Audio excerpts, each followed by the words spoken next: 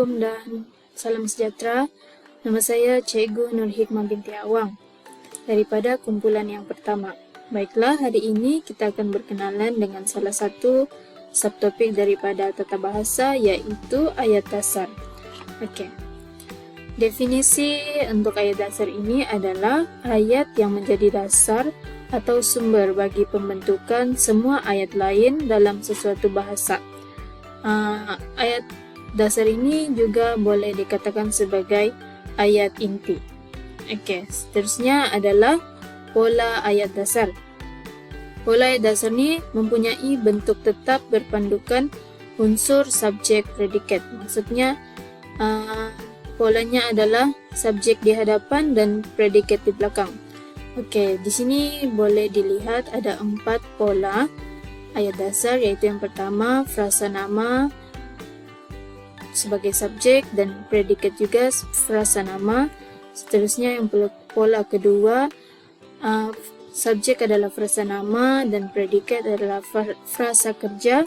Seterusnya yang ketiga, frasa nama sebagai subjek juga dan predikat adalah frasa adjektif.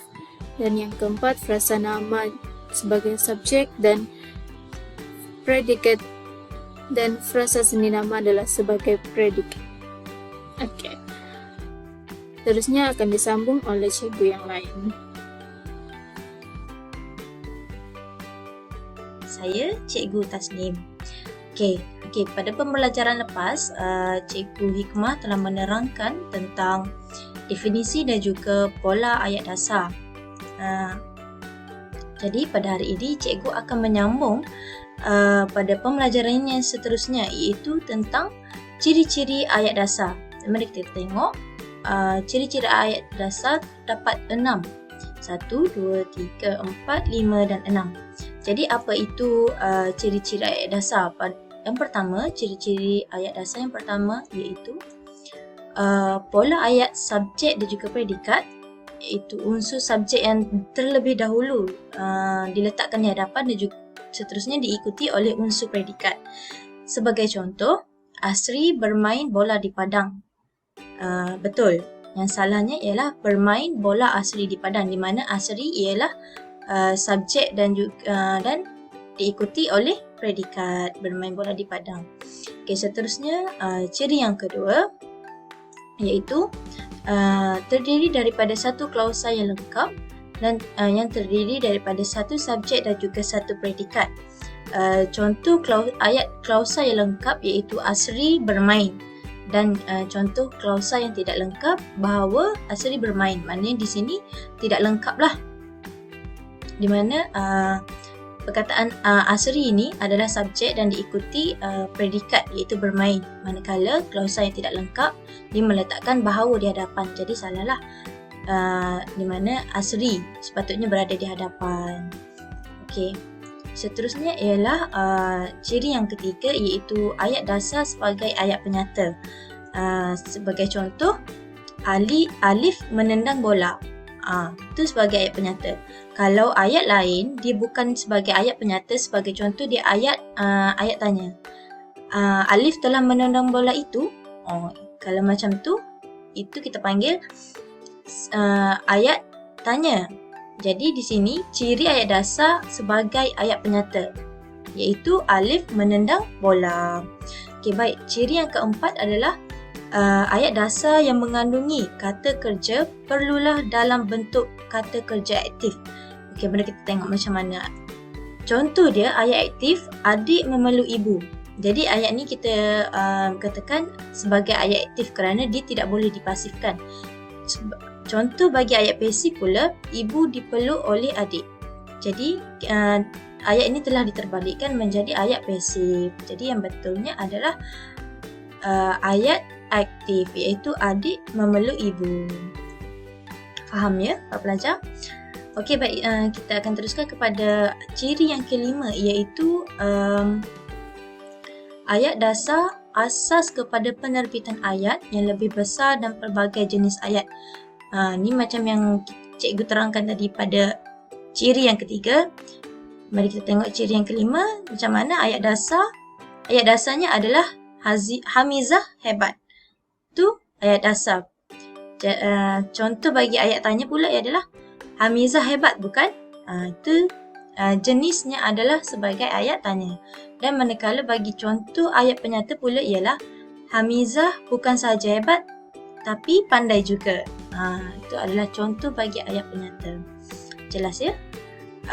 Baiklah, dan ciri yang terakhir iaitu ciri yang keenam, di mana ayat dasar merupakan ayat yang tidak mempunyai kata hubung. Contohnya, Noah masuk kelas. Betul. Yang salahnya adalah bila kita ayat setelah sampai rumah. Yang salahnya bila meletakkan setelah sebagai kata hubung. Maknanya ayat ini telah salah lah. Seterusnya, contoh yang ketiga adalah tetapi Noah hadir, iaitu meletakkan tetapi sebagai kata hubung. Maknanya ayat ni telah salah. Maknanya ayat dasar yang sebetulnya adalah tidak mempunyai kata hubung. Contoh yang pertama adalah betul, iaitu Noah masuk kelas. Okey, itu saja untuk pembelajaran pada hari ini. Pembelajaran yang seterusnya akan diteruskan oleh cikgu yang lain. Okey, terima kasih. Bye. Oke, seterusnya kita akan berkenalan pula dengan ayat tunggal. Oke, ayat tunggal ini adalah ayat yang mengandungi satu klausa sahaja, iaitu terdiri daripada subjek dan juga predikat. Boleh dikatakan ayat tunggal ini juga adalah ayat yang mudah ataupun ayat yang selapis. Oke, seterusnya adalah pola ayat tunggal. Pola ayat tunggal terdiri daripada subjek, kata nama, kata ganti nama, kata kerja sebagai frasa nama, dan kata adjektif sebagai frasa nama. Dan pada predikat pula adalah frasa nama, frasa kerja, frasa adjektif, dan frasa sendi nama. Okey, struktur atau pola ayat untuk kata tunggal tidak semestinya subjek mendahului predikat seperti ayat dasar. Kerana ayat tunggal ini boleh mempunyai susunan yang berbeza, iaitu kedudukan predikat boleh berada di hadapan subjek. Ini artinya juga kata tunggal ini boleh terbina secara songsang. Okey, seterusnya akan diteruskan oleh guru yang lain. Salam sejahtera. Nama diberi Nur Susilawati binti Mat Idris. Berujian jumlah 83. Okey, saya akan menyambung pembincangan jenis ayat tunggal. Jenis ayat tunggal terbahagi kepada 4, iaitu ayat perintah, ayat penyata, ayat tanya dan ayat seruan. Okey, ayat perintah. Contoh ayat, tolong masuk rumah sekarang. Kenapa ayat ini digelar sebagai ayat perintah? Kerana tolong merupakan kata perintah. Okey, yang kedua ayat penyata. Contoh ayat, bapa saya bekerja sebagai guru. Kenapa ayat ini digelar sebagai ayat penyata? Kerana saya menyatakan bahawa bapa bekerja sebagai guru. Okey, yang ketiga ayat tanya. Contoh ayat, siapa nama kamu? Kenapa ayat ini digelar sebagai ayat tanya? Kerana pada akhir ayat dia mempunyai tanda soal. Okey, yang keempat ialah ayat seruan. Contoh ayat, wah cantiknya baju kamu. Okey, kenapa ayat ini digelar sebagai ayat seruan? Kerana dia mempunyai kata wah. Kata wah merupakan... Assalamualaikum dan salam sejahtera. Seterusnya saya akan menerangkan tentang perbezaan dan persamaan di antara ayat dasar dengan ayat tunggal ini. Oke, pertama sekali saya akan terus kepada perbezaan. Oke, perbezaan yang pertama, secara amnya ayat dasar merupakan sumber terbitan ayat lain, manakala bagi ayat tunggal ini dia adalah terbitan daripada ayat dasar. Seterusnya adalah perbezaan dari segi jenis ayat. Ayat dasar hanya boleh menjadi ayat penyata, manakala bagi ayat tunggal pula ia boleh berfungsi sebagai ayat penyata, ayat tanya, ayat perintah, dan ayat seruan. Bagi segi ragam ayat, perbezaan dari segi ragam ayat ini kita dapat lihat bahwa ayat dasar ini mempunyai satu ragam saja, yaitu ayat aktif, di mana subjek mendahului predikat, manakala bagi ayat tunggal dia terdiri pada ayat aktif dan ayat pasif. Ayat pasif ini adalah ragam ayat yang songsang.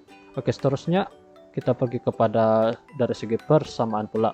di mana kedua ayat jenis ayat ini adalah mempunyai jenis binaan yang sama, yaitu terdiri daripada satu klausa saja, yaitu satu subjek dan satu predikat.